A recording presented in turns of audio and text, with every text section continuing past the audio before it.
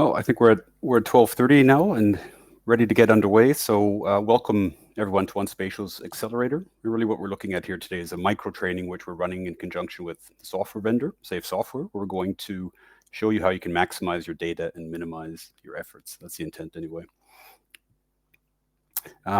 Make sure you all have the follow presenter visible in the top left of your screen. You can see it in the screen here. Is selected or turned on, as this will allow you to follow the slideshow during today's session. So I'll be repeating that a few times today to make sure that's enabled. So really the goal for today, we're going to have a quick 90-minute introduction to how FME can help meet your data challenges in an interactive format. You'll get some hands-on practice with the software as well. So hopefully looking forward to this, and yeah, let's get underway.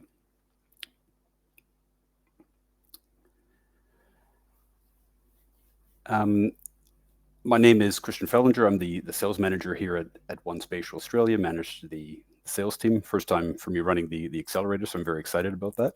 And I have with me, fortunate enough to have our Sam McDonald, who's a senior training consultant, or training manager and senior technical consultant. Do you want to give a bit of an introduction on yourself, Sam? I'm sure some people already know you. Yeah, sure. Oh, yes, my name's Sam McDonald. I'm one of the engineers that works at OneSpatial, and as Christian mentioned, I am the individual who runs the majority of our training, and I deliver a lot of our products, and I'm happy to be here today and help anyone in any way that I can.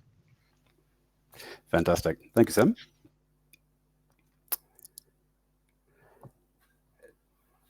So we'll do a bit of housekeeping, start with talk about the platform, and then what we're using for today's presentation. Then we have 4 sections where we'll introduce the FME platform and what it can do. So the first section is really data integration and why it's important to modern organizations. Secondly, we'll show you how to connect your data using the ETL design tool, FME Workbench. Third, we'll cover how to transform and convert your data to meet your needs and requirements.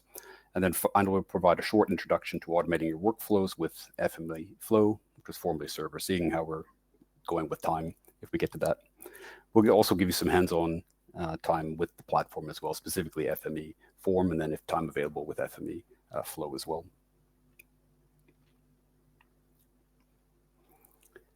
So a bit of housekeeping that we'll look at.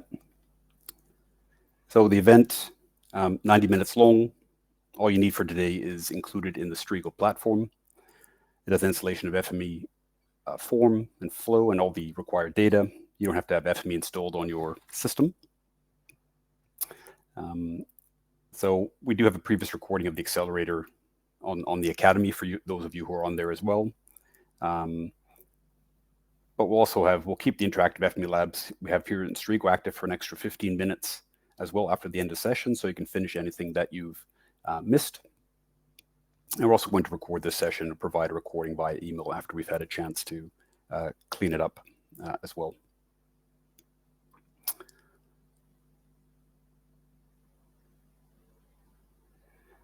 So again, using the Striga platform, which we're using to present the course, the icons on the left that you see access to different sections of the course, including viewing the course slides, my screen to view demonstrations, and your lab to access FME for the hands-on presentations.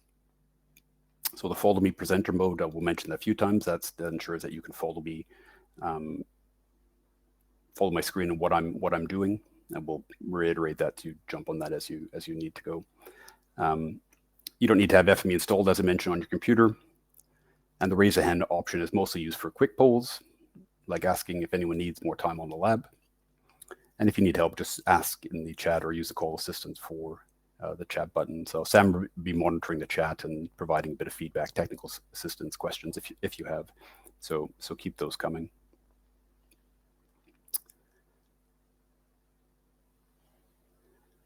So here it mentions, as I said, be sure to click on the follow presenter toggle whenever I'm presenting. Otherwise, you might not be seeing what I'm currently talking about or what I'm demonstrating. So before most of the exercises, I'll do a quick demonstration, and then I'll leave it to yourselves to actually do the exercise. So when you come back in, that follow presenter mode is really important. Your lab machine can be accessed by clicking on the Flask in the Cloud icon shown on this screen here. Again, this contains a net installation of FME and all the data that you'll need for today's session or exercises.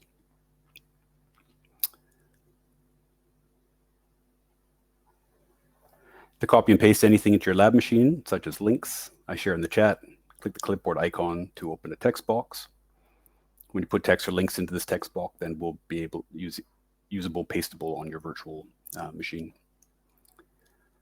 The open and new lab button will open your lab in a separate window, which is useful if you want to view what I'm presenting at the same time you're working in your lab. However, I only recommend using this option if you have 2 monitors or a very large monitor. I only have 2 monitors. When Sam's using this, he has 3 monitors, so I have a pretty simple setup on my end.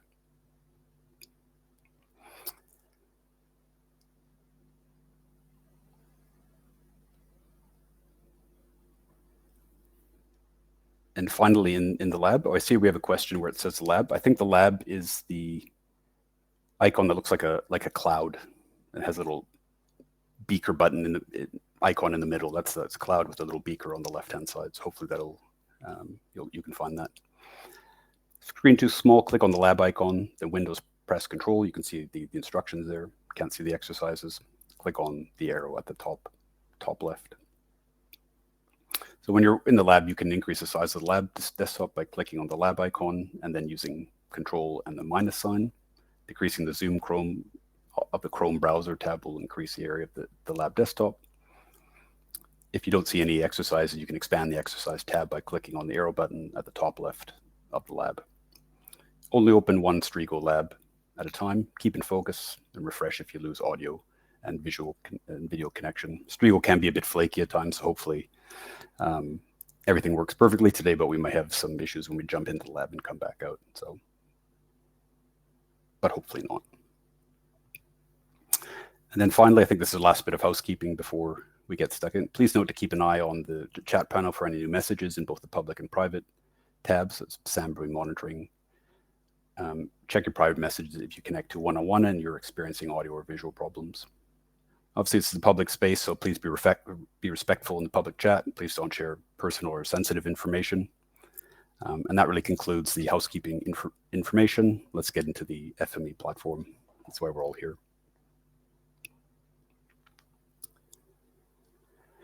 So really, why data integration? What is the technical value of the FME platform? Well, really, there's many challenges to be solved by organizations that FME can help resolve. Let's jump into that in the first section. So this section is really designed to help you understand what the technical value of the FME platform is and why FME is the best tool for your data integration.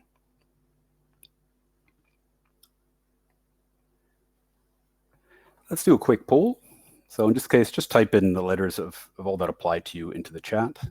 So what data integration challenges does your organization face? Sharing data, incompatible systems, slow and manual processes, or data volume? I think all of you will probably struggle with at least 1, 2, maybe 3 of these challenges. Certainly common is place in this what's safe is seeing what we're seeing at One Spatial.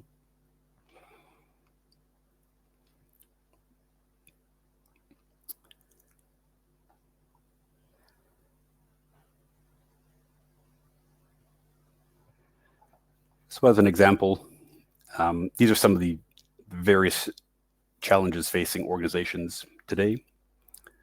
Likely a lot of you are running into similar issues with data integration, which is why I think you're hopefully here today. We've identified a huge variety of problems that people run into when they're trying to get data to work for them in their organizations. Many challenges that FME can help you face and resolve. So an organization might have trouble accessing data because it's spread between multiple data silos using different software systems. Existing processes might have to be done manually and could be labor intensive. Also, data quality could be poor, meaning that a lot of the time is spent cleaning up the data, identifying problems with that data, which is really, really time consuming. FME can help resolve all of these challenges.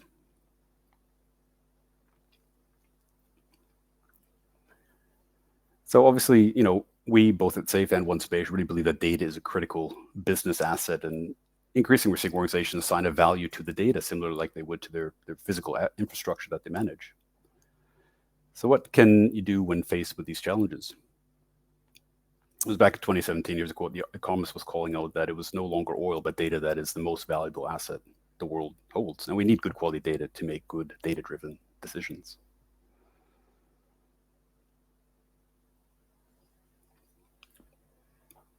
So the solution really is enterprise integration. So start with your enterprise systems, bring it together through a centralized process, and then provide that to the end users. FME really sits at that layer between your data sources and the end users. This is where we come to a topic that's becoming more and more prevalent, enterprise integration. So in the diagram you're seeing, it's really designed to show you a common group of systems that an organization might interact with. So we can see Esri, Oracle, stocks, spatial systems, non-spatial systems. FME is not too fussed about that. It's a great enterprise data integration tool.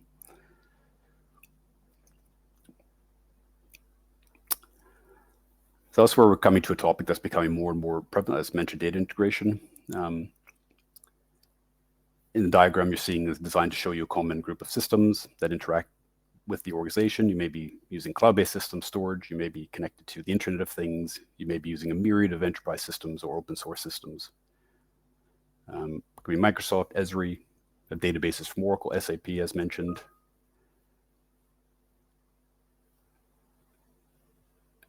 The point again is that there can be a diversity in every organization, and you unfortunately in many cases some disparity of the various systems being able to communicate with each other.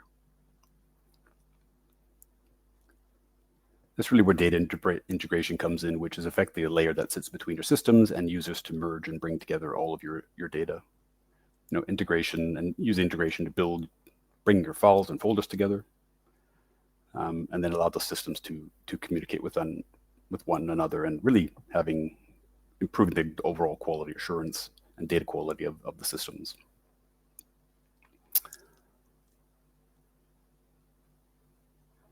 Our mission really is to help organizations maximize the value of the data, no matter where it's stored, what applications are being used, and who may need to provide access to that data.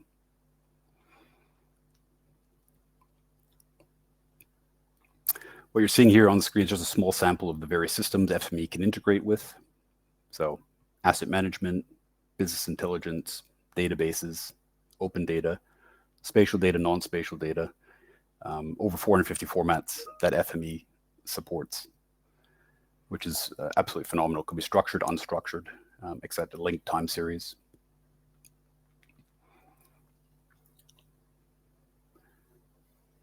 And then really over the years, we've seen a progression in terms of the formats that FME supports. So early days, very much focused on spatial formats, GIS and CAD. When I was at university, one of Don and Dale came and did a demonstration. I was at Simon Fraser University. I think Don went there and did a demonstration of the FME platform doing a map info to Esri conversion, which is pretty interesting to see. And now look where it's come. So a lot of the support for the more recent formats are purely non-spatial cloud systems. That's really where the platform is progressing.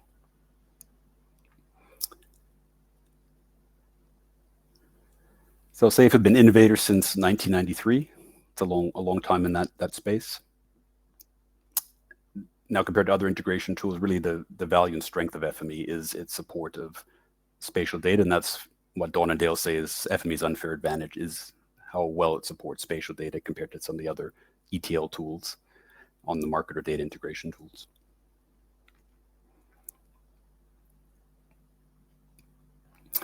So another quick poll. You can just enter. It's quite a simple one. Do you use spatial data? Yes. No. I would expect many to be using spatial data, but we generally have a few on these accelerators who are not using spatial data as well, and that's increasingly some of those formats that FME has added are really non-spatial formats.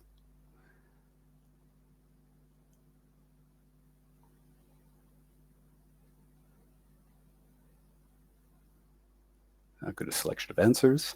So really spatial data is becoming increasingly important for organizations, and we're seeing industries outside of the traditional spatial recognize the value of spatial data, whether that be for digital twin initiatives, or people really recognize the value of spatial beyond the core traditional market. And now what I want to do is give a quick overview why we think spatial is so important.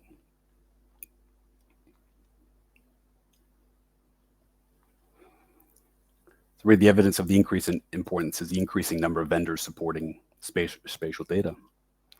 So one thing that you may have noticed is that for decades, depending on how long your involvement has been in the industry, and certainly decades for me, aging myself a bit, is that spatial data is really the realm of the GIS department in the past of most organizations. But we're really seeing is that more and more vendors and areas outside of traditional organization are recognizing the importance of spatial data.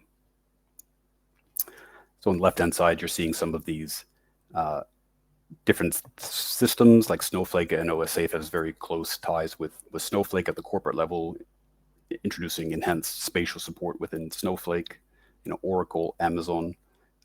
Really pretty amazing to see these other organizations recognize the value of spatial data. Spatial data can really help businesses make better decisions by providing valuable insights into customer and asset location. And really by understanding the customer behaviors and delivering personalized promotions, businesses can drive store traffic, for example, and sales. Asset location tracking can improve operations by predicting maintenance needs and improving workforce coordination. And then additionally, event location tracking can increase situational awareness, improve disaster response, recovery, and workplace safety. So really a myriad of business decisions that can be optimized using spatial data.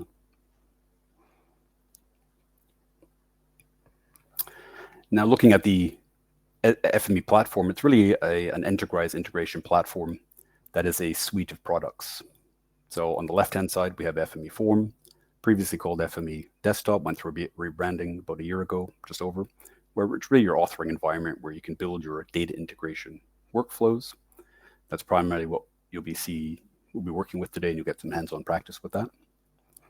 And then the automation can be provided in FME Flow, which is previously called FME Server, which is deployed on premises or in your private cloud, a phenomenally deployable platform. And that's really about the automation side of things. If you want to automate your work flows that you build in FME Form, and then SAFE also have an offering called FME Flow Hosted, which is deployed in an AWS environment that is managed and maintained by SAFE software themselves. So that's the platform. And really the FME platform enables you to connect data between applications using a visual interface. So we call it a no-code, low-code solution. Really offers a huge library of connectors and transformers which enable data to be used and shared in whatever applications best fit your purposes.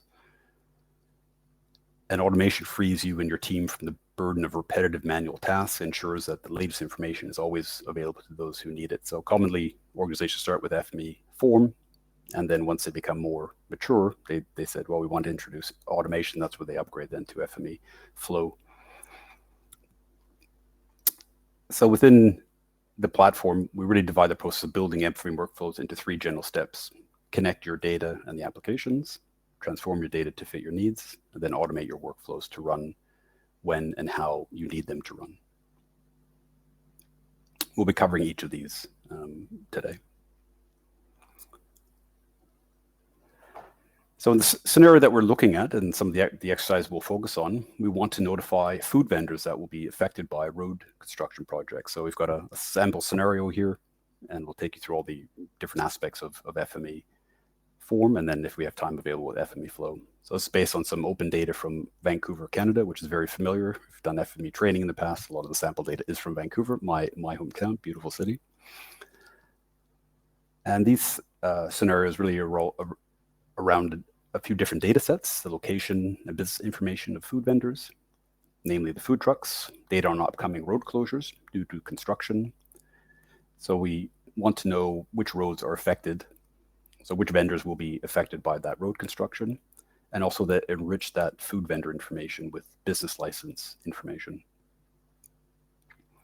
So overall goal being which vendors will be impacted by the upcoming construction, and then alert those vendors.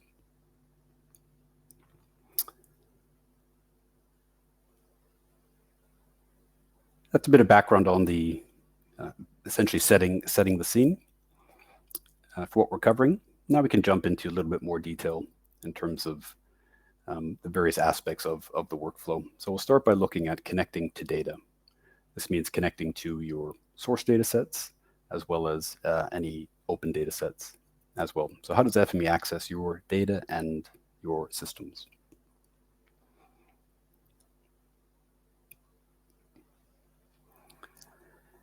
So this is FME Form, or how it's typically referred to as FME Workbench, which is the FME application used to author your translation scripts, and a workspace in what we call the file be created by Workbench, which is essentially the workspace. So we've got Workbench as the application, and Workspace is the visual interface where you design your workflows. So we can see that the source data comes from a variety of sources, such as files, databases, or data from web APIs. Today, the source data in our exercise will be CSV files, so pretty simple. To connect your source data sets, we use something called a reader. In a Workbench workspace, the readers are listed in the navigator panel, which we'll get experience with and looking at. There you can find all the settings and parameters for that particular type of reader. You can see that in the middle in the screenshot. Each reader reads a specific format of data. The layers or sheets or tables of data in your data set are called features within FME. They appear as orange boxes on the main window in Workbench, which we call the canvas. So during the first exercise, you'll spend some time looking at the readers and got a sample workbench created, and you'll get some practice and familiarity with the FME form interface.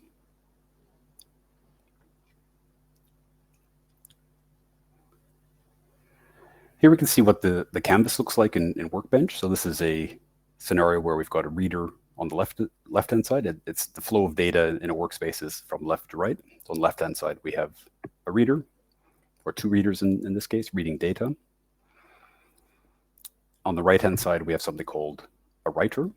That's where data is written out to, they're used to. This could be layers in a GIS dataset, tables in a database, or sheets in a spreadsheet. Today, the exercise we have today, it's an Excel spreadsheet as your writer. Notice the little green spyglass boxes at each output port. These appear after running the translation. By clicking on the green boxes, you can view the data at that point in the translation. So left to right. And in the middle there, on the blue boxes, those are called the transformers. Those allow you to manipulate the data in some way. So we've got a buffer that allows you to put a buffer around a feature. That's in one of our exercises. We'll have that. And a spatial filter, which allows you to do some processing. So those where we have a multitude, hundreds of different transformers to manipulate the data.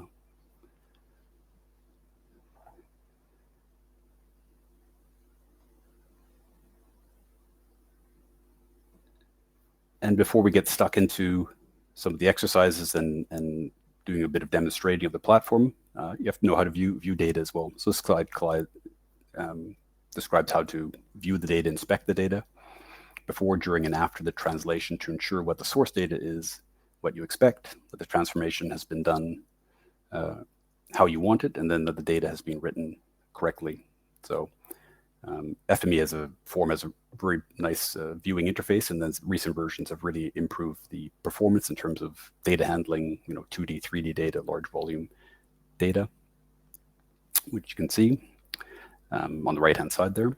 So when you run translation in FME Workbench, a feature cache will be created at every output port. So the features that you process through your workflow, the actual data is stored essentially in memory,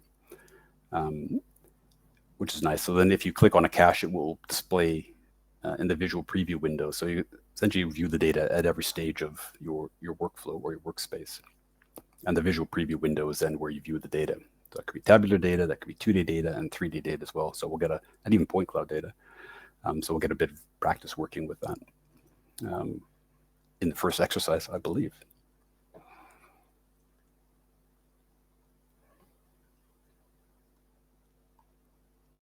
Click next. So that brings us to the end of the first session. So what I'm going to do now, I'm going to go into my lab and do a bit of an overview of FME form. And that'll set the scene before I pass over to you to actually get into the exercises and spend some time with FME form. So I've clicked into my lab, and it's reasonably responsive. administrator. Oh, there we go. Beautiful. Okay. So I've got my FME interface. I'm sure Sam was doing that. He has a much larger screen than I do. But I'll try my best to give you a bit of an overview before we pass over to you and you have a bit of a play. Okay, so we can see here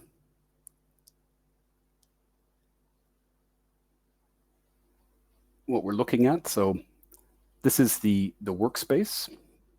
We have one already created for you, and then that we'll work through. And this feature in the middle here, this is your canvas, as I called it, or that is known. And we can see that, just zoom out a little bit more, how the data, the flow of information from left, you can see the source data, and then some transformers in the middle. And then on the right-hand side, we have an Excel report. That's our writer. So if we look at our source data, we can see this is shown on the in this box here, so labeled source data. So this is a container called a bookmark, and it's a really good way to organize different elements. In this case, we've organized the source data, and we have 3 different types of source data that's being read. So road ahead upcoming projects, another reader CSV file, another one called another CSV file called bits licenses. So if I want to investigate a reader, sorry, a reader in this case, I can click on it. And then what I notice is if I come over to the Navigator tab, you can see that lists all of the different elements, but I can see it highlights this corresponding reader in the Navigator tab, and then I can expand that to look at some about that reader. Okay, in this case, it's a CSV file. And if I hold over the mouse, I can see where that file is stored. So it's stored on the physical machine or the virtual machine, foodvendors.csv, which is good. And there's some additional properties about that reader being shown. Okay. And they're all in this container here. What I'm going to do now, we've got a completed workspace. I'm going to run that workspace essentially by clicking on this run button, and then we'll see what happens. So if I click on run, so I'm actually running that workspace now. And importantly, if we look at this translation log, this is where all the outputs of what's happening while I'm running that workspace are being written to. It's a very useful way to identify what's happening from a troubleshooting perspective, a lot of that useful information. And then I can start seeing some of these numbers here. These are actually the feature counts that are passing through the workspace and through the different elements. So I've read 74 features here. That's coming through. So very example, and then I can actually, this is icon here, this little hourglass, I can actually inspect the data that's come through, so I can check the log. I think it's been done successfully, or it should be. And then I can click on this little icon, and that allows me to view the information at the bottom of the screen. So let me just expand this, and I can see in the visual preview window. A little bit hard to see. Oh, a bit clunky. Let's expand that. Let's click on that again. Can't do it too quickly. And then I can see it in the visual preview window here. I'm getting the information in the tabular form, all the different features and different elements. And then I see all the corresponding, this is my graphics view of my visual preview. I'm seeing all of the elements. So if I click on one, I think I can zoom in a little bit. Oh, not that one, close that. Oh, not close that. Then I can see it in the 2D and 3D view. And then I can click on elements in here. can zoom in on that and then click on that. And then it selects the corresponding entry in the tabular tab as well. So this is a way to just basically view and inspect the data and the information, and then look at that in the visual preview. That's all for me for the moment. What I'm going to do is now pass over to yourselves, and you can have a go at doing the first exercise as well. Give you some hands-on time with the workbench, so you can access your lab environment, and I'll give you about 5 minutes to go through the first exercise. So once you go into the lab, you should see the instructions for the first exercise on the left-hand side of your screen. So I'll give you about 5 minutes to walk through the exercise, and then we'll reconvene and rejoin. So I'll turn off my microphone, turn off my camera, and give you about 5 minutes to go through that first exercise.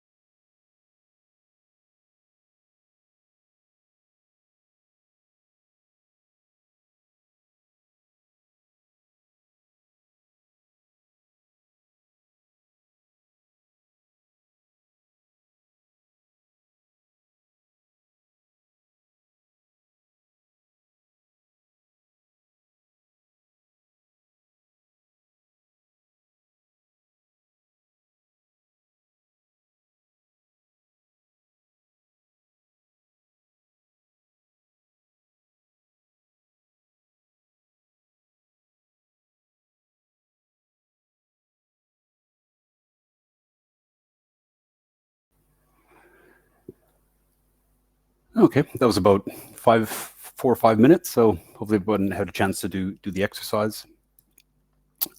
Importantly, click on that presenter mode again if you want to continue, keep following with what I'm showing you, and we'll continue with the slides.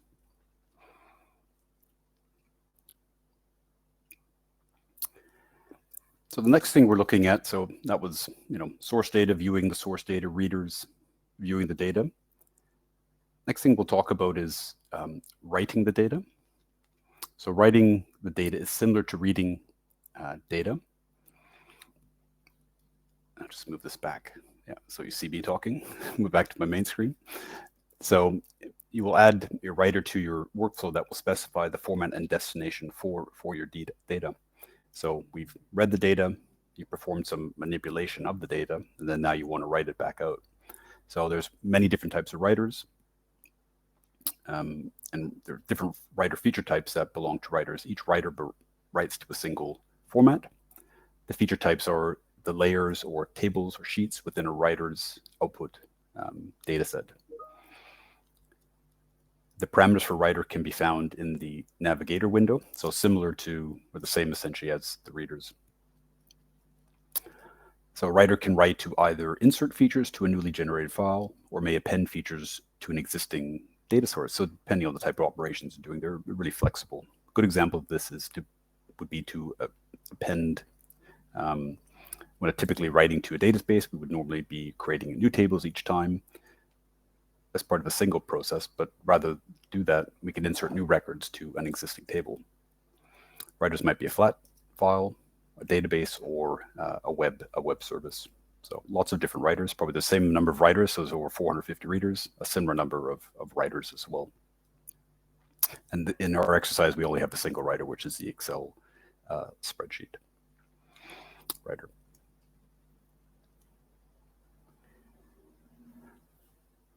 Within Workbench, we also have this concept of multiple streams. So it's a way to control the flow of data. And this is done using connection lines. So when you were looking at exercise 1, you saw all those connection lines connecting your reader to the transformer to the writer. Those are your connection lines, and that's a way to introduce streams or control the flow of data. So if there are multiple connection lines coming out of a port, out of a connection point, then a copy of all of the features will go along each connection line. If you want to merge the attributes of one set of features into another set of features, there are transformers that can do that too. And we'll see some of those a bit later today.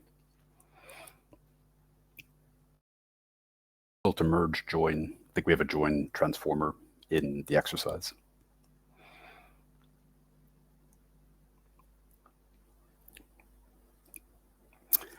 So write data and multiple streams. So I'll do a bit of demonstration of this before handing over back to you and doing exercise 2. So let me switch over to my lab again.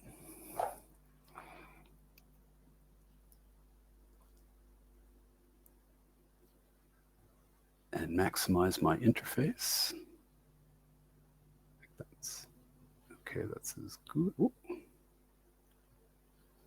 Strigo is a bit.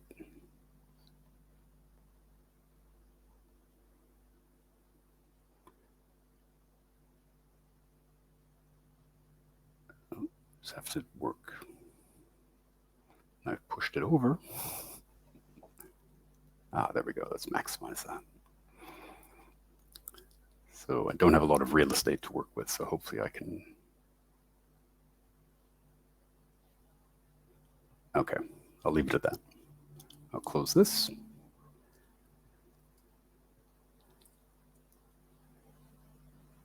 Okay, and I can close the preview window for the moment. So yes, there we go. That is.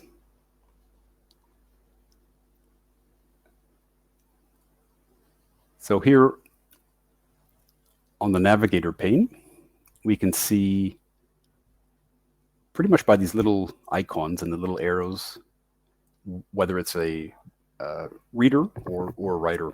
So you can see here the first 3 have these little arrows coming out of the silo.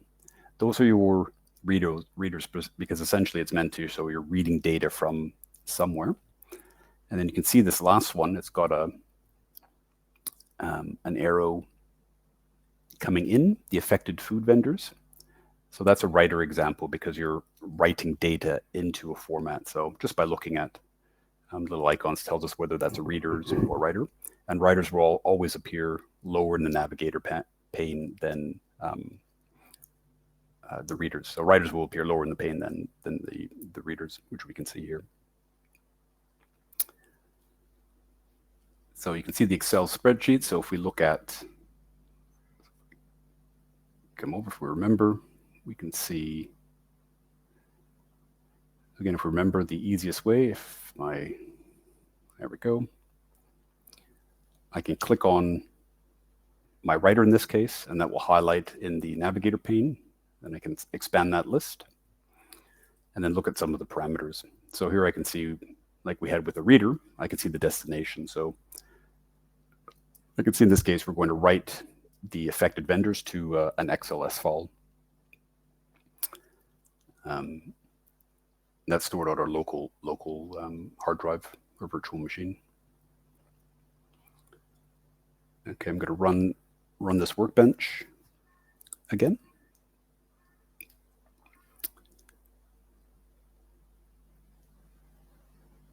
And then we can see, once that's written, we actually have the option of viewing the written data.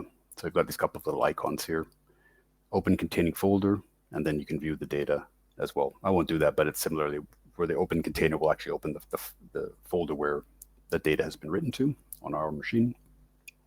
But I won't do that. I think that's part of the exercise. I'll leave that to you yourselves to do. And you also see this concept of streams and these connector lines. These are the connector lines that I mentioned. It's used to control the flow of data. So here we have the CSV, it's being read out 91 features and coming into this specific transformer called the attribute validator. So we can just double click on that. So double click on a transformer just to see what's actually happening. So here we can see we're going to somehow manipulate that data that we read in. And we're going to do, this is good for validating the data. So we're going to, some of the tests we're going to check, look if the key is unique, and look if the business name is valid. And then based on that, we're going to either pass the data. So we can see here we have some features read in will pass and some will fail. So this is a good example where streaming or controlling the flow of data, we're putting an attribute filter to validate the data, and we can see we have different streams of information. 75 are coming out of the past port and going to the next step of the process, while 16 failed of that and going into basically another part. So this is a good idea, a good way of streams and showing how we control the data. So maybe an action is for any of those features that failed, maybe you want to email the person who provided you the data to indicate, well, you've actually provided some bad data. So it's a really easy example to show how we control the flow of data through our workspace with the streaming concept and connectors and transformers. Okay, that's all I'll talk about now. I'll hand it back to yourselves. And I think time will give you about 5 to 10 minutes to go through exercise 2, while you look at a bit more detail on the writers and the streaming data concept. So I'll flip back to my slides and let you work through the writing data in multiple streams example. It says about 8 minutes on the slide here, so I'll go back on mute, stop my screen, and pass over to yourselves and do exercise 2. See you shortly.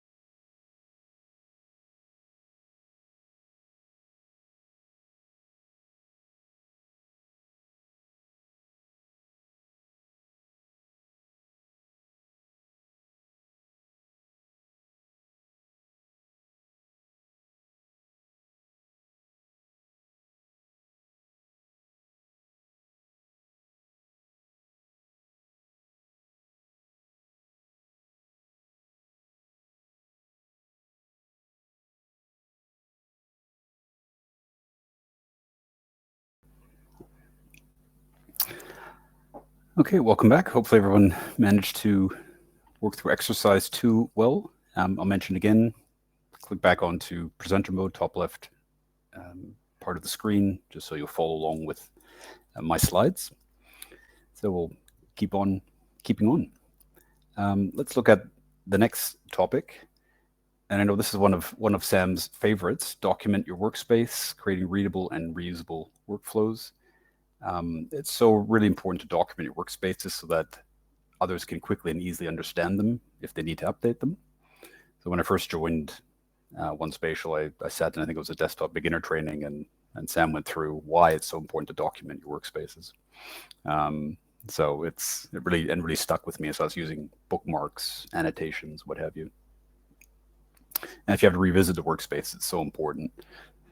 So to remind your future self or your colleagues what was actually done. So having good documentation is really important. So bookmarks allow you to organize your workspace as you author it, and combined with the navigator window, bookmarks allow you to quickly and easily navigate a larger workspace. So some of the complex workspaces are big and very unwieldy, and you can already understand them through following good documentation processes.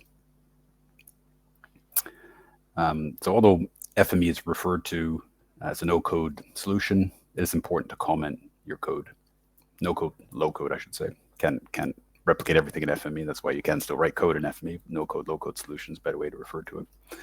So just like regular code, uncomment code is a pain. You can append a descriptive word to the transformer names themselves, but annotations allow you to explain the reason for a particular transformer. So you'll notice in the exercise workspace that we have, there's a lot of good practice using containers, bookmarks as containers for the readers, and then these comments or annotations for what different transformers are actually doing. So transform your data. How does FME let you change your data to fit your needs? So we've looked at readers, you've gotten some familiarity with those, navigating the canvas, the interface, looked a bit at writers, looked at the flow of data, stream of information. But now the really heart or nuts and bolts of FME is on how to transform and manipulate that data between what you're reading and what you're writing. So how does FME let you change the data to fit your needs? So FME enables you to transform your data for any purpose. The library of transformers enables you to integrate your data to suit the best fit for purpose applications, formats, and standards that you've chosen. This obviously increases the value of data by making it usable where, when, and how it's needed. And in addition, the data validation capabilities provide high quality assurance. So we've seen some examples of that already in our workspace. So you can easily expand your workflows to include new data sources as they become available. So it's very, very flexible as well. So adjust your workflows to meet the changing requirements of your organization. So this slide here just shows some examples of transformers. I'm not sure how many transformers there are. There are a multitude. I've never done that. I'm sure Sam may know that off the top of his head. So each of these transformers can have multiple input ports or output ports.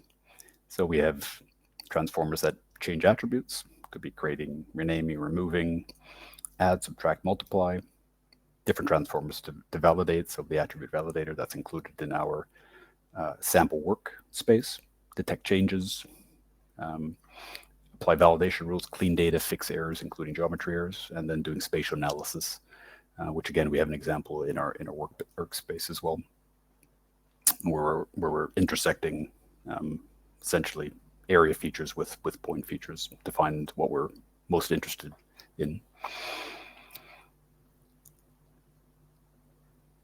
So the next exercise looks at documenting a workspace and transforming your data. So I'll give a bit of a demonstration before I pass back over to you for you to get stuck into. So I'll go back to my lab.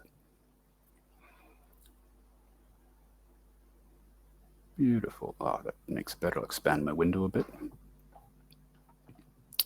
Oh, Streako's syncing. Perfect. No sudden movements is key. we're not moving too quickly. So we're back to the workspace. We can see that, so in terms of documenting, we've talked about the bookmark. So this is a bookmark that we've created to organize our containers and label them source data. And we see these little bubbles. These are the annotations. So we've got using road construction projects. That's representative of the reader. We've got business license that's coming from another data sets, but we have one here that's empty. So to add an annotation, we'd simply select the reader in this case, and then you've got an option then to attach annotation. So I think that's in the next exercise. You'll do that example. And then look at the different transformers that we have available to process the data. So we've talked about the attribute validator and what that's doing. It's essentially filtering out some of the food truck data. So as mentioned, we can double click on any transformer to see what it's doing. So unique key has a valid business name. The buffer, for example, that one's pretty self-explanatory. This one is taking our road features and applying a 50-foot buffer in this case. And then we've got that information is then flowing through to the spatial filter. And this is where we're taking valid food truck data and the roads that have a buffer applied, and then doing an operation to essentially see which food truck vendors, which are point features, okay, fall within the extents of that roads that are under construction. So that's within the buffer. So it's within which vendors fall within, I think, 50 feet of the roads that are under construction. Obviously, those ones will be impacted, and we need to notify those. And then we've got some other ones. The tester, that's a very commonly used one. This is just for doing very quick yes, no type QC operations. So we see some of the data, some of the business license information, we're passing that directly into the tester. If I double click on that,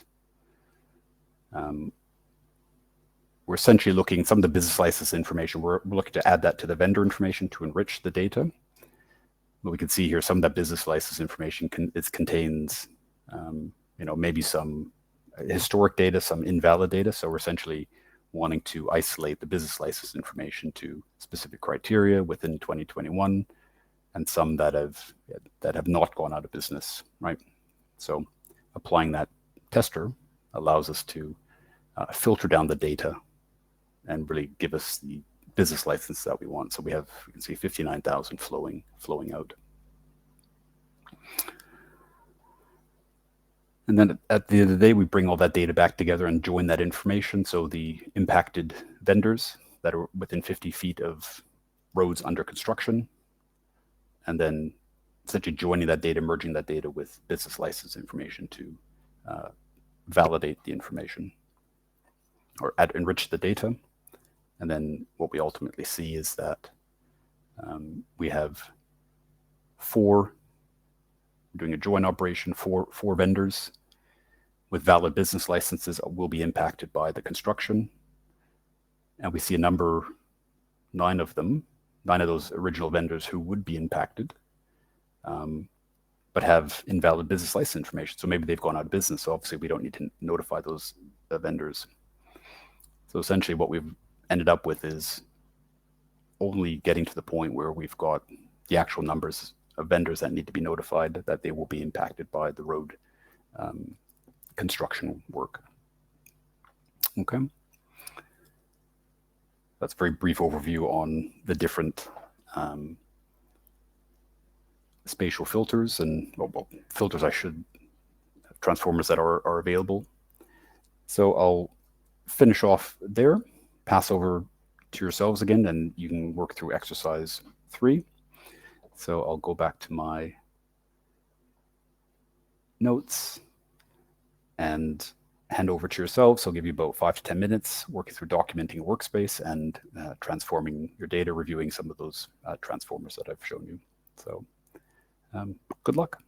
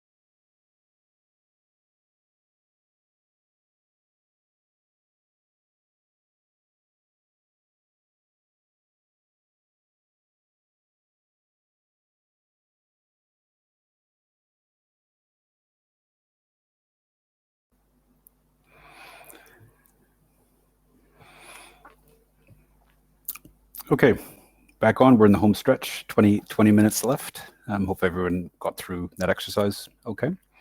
As a reminder, we'll leave the Strigo session on, I think, for another 15 minutes after it officially ends at 20 minutes. So if you still want to have a bit of play and finish things off. But we'll carry on to the next section. So that's FME form. And we're going to have a look at automating workflows. How does FME save you time and money? And that's obviously what we all want to do ultimately with technology. So automation saves you time and ensures that data arrives on time.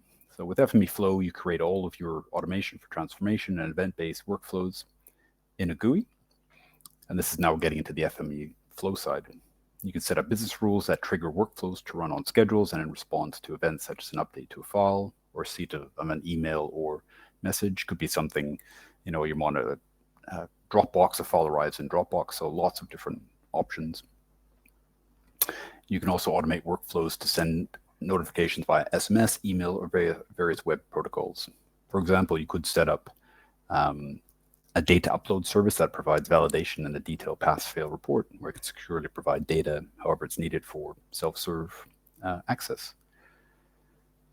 So really, the idea is to get away from performing, repetitive, mundane tasks, and shifting to performing complex, getting away from doing complex manual tasks, being more efficient with their time and effort. And your team can focus on areas where they can add more value.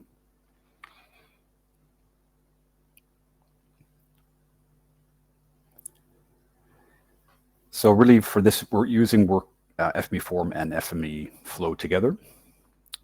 So the idea is that the steps to get started with FME Flow are as follows. You author a workspace in FME Form, like we were just doing, and then you actually publish that to FME Flow. Once it's been published, users can then access FME Flow web interface or via the REST API and run the workspace manually as required. You can set up users with different roles, permissions, access to specific items, and even sync Active Directory and other authentication services and use existing groups and user accounts. This really provides a secure way to partition various workspaces deployed on FME Flow so only the right people view and run the items they're meant to access.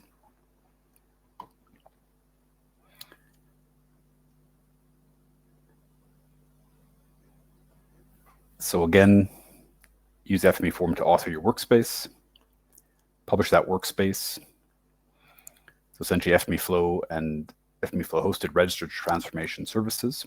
So there's an icon, and one of the buttons is publish workspace within FME Form, and then that will make it available for use within FME Flow. Automate your workspace then using schedules, automations, or flow apps, and then end user client application triggers, and then job submitted to a queue for processing with predefined rules. So the exercise go into a little bit more detail on that. So in terms of the type of engines that we have for FME Flow that Safe have, there's one is standard engines. So that's fixed processing power. So the engines do the work. So you buy engines which one engine can process one workspace or at a time. So ideal for customers with predictable and consistent workflows. So if you want parallel processing, you need more than one engine, 2, 3, 4, etc. And they'll Safe also have this idea of CPU usage engines, which is sold by CPU hour, essentially. So it still requires you to have at least one standard engine, and then instead of buying another standard engine, you can buy CPU time and its processing hours. So you only get charged when the CPU is actually processing work. When they're idle, you're not getting charged. But this is really good for unpredictable workloads, streaming, or scalable deployments. So for example, a lot of utilities customers during storm season, for example, Brisbane and Queensland, that's prime, January, February storm season, they'll have a spike in their processing requirements, and that's where CPU time, they're previously called dynamic engines, are very useful. And together, these standard and CPU usage engines can provide a very flexible solution and the ultimate flexibility. And then finally, data validation. This is one of the things where it fits into server apps or flow apps. And that's where you can deploy a secure application provide a URL to external facing customers, for example, via FME Flow. And a lot of users have set this up as a way for them to securely receive data from their contractors, for example. The contractors can log in securely, upload data, and then a workbench is run to process that data. It could be a validation routine, and then automatically send the results back to the user. So it's a really nice way as a data supply pipeline, and a nice capabilities, server apps or flow apps as they're, I believe, called now.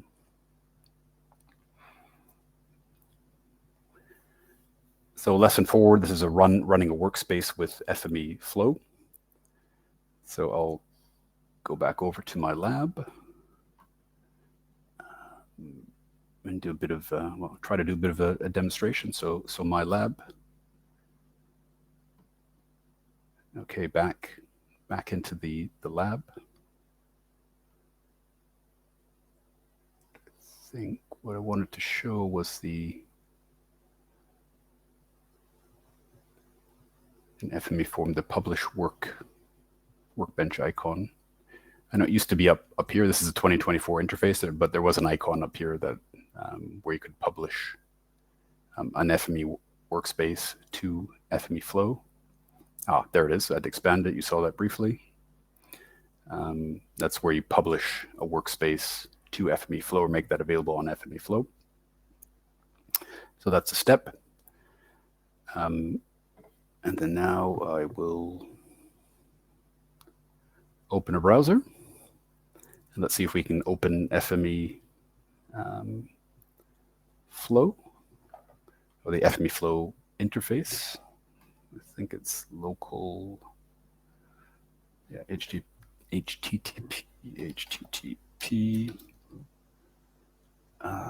local, slow, not too quickly, localhost.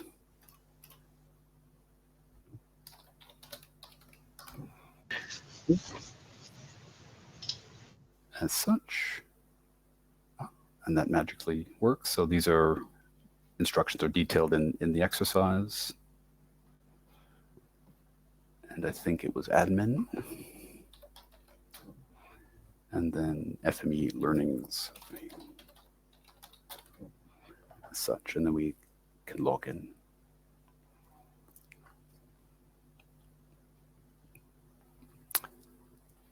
So this is the FME Flow interface now.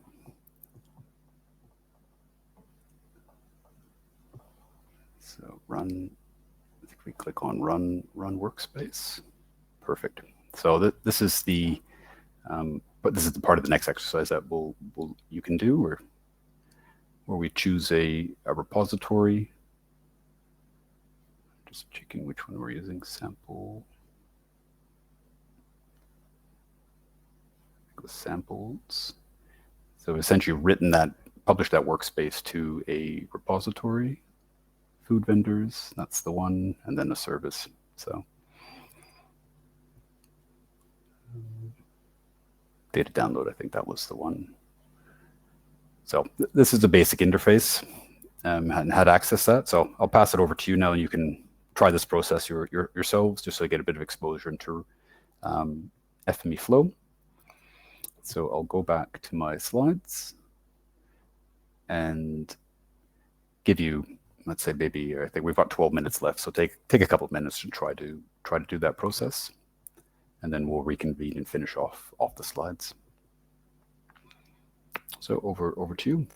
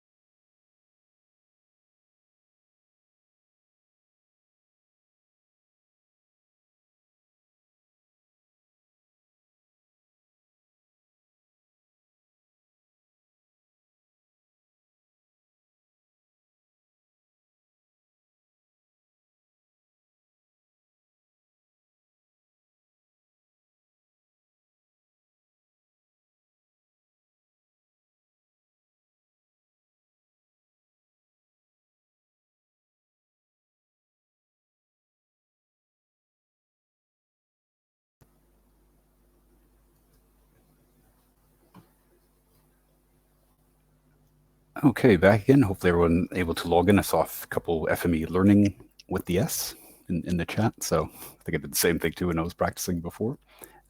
We'll finish off looking at the next, taking a little bit further with automating your workflow. This idea of running workspaces automatically when you need them. So that's really the real strength. So we publish a workspace to FME Flow. You've shown how to essentially access that and configure that within FME Flow in the last exercise. And the extension of that is now applying some triggers or running those workflows based on events. So it could be workspace on a regular schedule, so run at the same time every day, overnight to do a backup, which is probably a simple example, but then triggers, that's where you can get a lot more complex and fancy. So it could be run a workspace in response to an action, a file has been received, an email has been received, automatically convert incoming email attachments, lots of different triggers available. And that's where you can get really quite complex and really efficient and optimum in how you execute your workbench in an enterprise data integration environment. And then notifications, so send an SMS, send an email when a certain event has happened. So really that's really the power of FME Flow. Good, and triggers, I'm just reading some of the slides. Amazon S3 bucket, events such as Amazon SNS, SQS, Azure Event Grid, JMS, webhooks, things like that. So lots of different options available. In this case, this is where we're seeing how an automation is designed within the FME Flow interface. Here we're seeing the drag and drop interface of the FME Flow automation interface. So web-based, as you can see, used to orchestrate running multiple workspaces together. Similar to the FME Flow interface, and save for working to unifying the appearance or GUI between FME Form and FME Flow. And we're seeing that in which each new iteration or version of the software.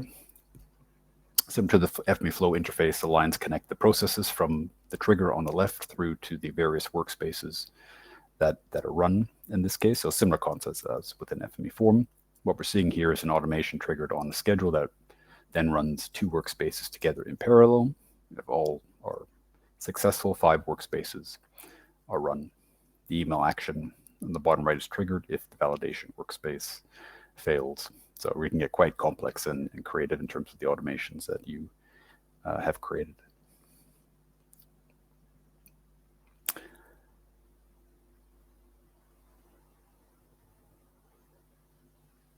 I'm conscious we have four minutes left, so I think we're slowly running out of time. So I think we'll skip the lesson 5 workspace. It's hard to fit all of this into a 90-minute session, but I'm conscious we have four minutes left. Again, we'll leave the environments on for 15 minutes thereafter. This just shows about automating a workspace and looking at a bit more of some of the triggers and what have you. But in the interest of time, we'll just carry on with the slides and finish off the session. So the last thing that I quickly wanted to talk about is about streaming workflows. Here's you can build for working with real-time or near real-time data arriving in a constant flow or streams. It's interesting, a lot of our clients are now looking to integrate IoT sensor data into FME. There's a nice capability to do that, and that could be, if they're wanting to have, structural health monitoring sensors to look for movements in the dam infrastructure. If there's, an organization that's monitoring, maintaining dam infrastructure, having structural health monitoring sensors, looking for movements and cracks is quite common, and they're bringing that data into FME. So if you're talking about digital twins, adding the time element into a digital twin, so using sensors to record what's happening in a digital twin, and then adding the time element makes digital twins obviously much more useful. So FME is capable of doing this, as well as quite adaptive to high loads of data versus low loads. Scaling the usage via CPU time, as mentioned, and this concept of parallelism, something hard to say. Automations can run multiple workspaces in parallel and what have you. So just quite lots of what's possible and what people are looking to push the use of FME. The final couple of slides before we finish off. One of the great things about SAFE is that there's so many resources available, freely available online. It's the community, the FME community. You can see on the left-hand side, knowledge and training, Learn FME. So FME has, or Safe Software have their FME Academy, which has a lot of what I call it like micro training. It's free and available. The Academy also has a certification, FME certification program as well, which is something really good to get. So you get certified across the different levels, professional, server, trainer as well. And that's now all integrated into the FME Academy. If you're looking for more focused instructor-led training in your own time zone, that's something OneSpatial can provide. So I've got some contact details at the end. So we have training across 3 courses on FME Form, beginner, intermediate, and advanced, and 1 course on FME Flow, the FME Flow authoring, and we're adding an administrative course as well. The FME Hub, great way to find information about transformers, and what technical support as well on the hub. And obviously, if you're a OneSpatial customer, you'll receive the first-line technical support from OneSpatial here directly. But yeah, lots of really good resources available from Safe Software, and a fantastic user community. Well, that brings us to the end to the official FME Accelerator. So a massive thank you to everyone who attended. The 90 minutes have flown by. So we'd like to ask, there's a bit of a survey for you to fill out. I think that's done by Strigo. Brush up on any training as mentioned if you want to have dedicated in-person or instructor-led training. We provide that at OneSpatial, so I think some of you have already done that. But if you're interested, sales.australia@onespatial.com. We can provide more